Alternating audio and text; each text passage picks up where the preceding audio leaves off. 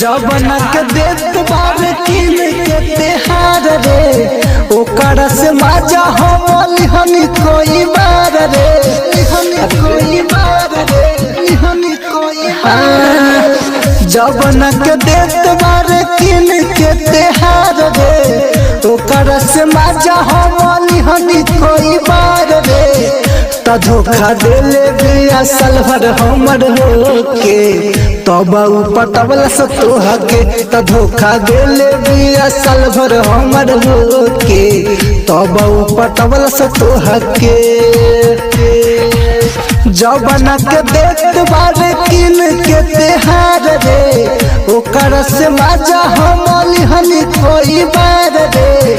त धोखा देले बिया सलभर हमर होके तब पटवल से तोहा के त धोखा देले बिया सलभर हमर होके तब पटवल से तोहा के recording by Mahakali studio Saharsa. DJ Mithu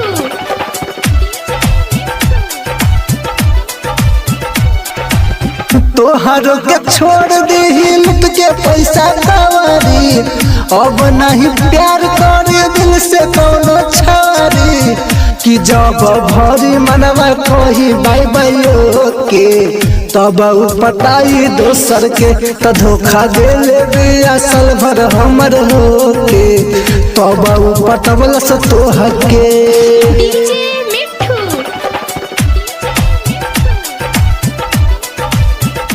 recording by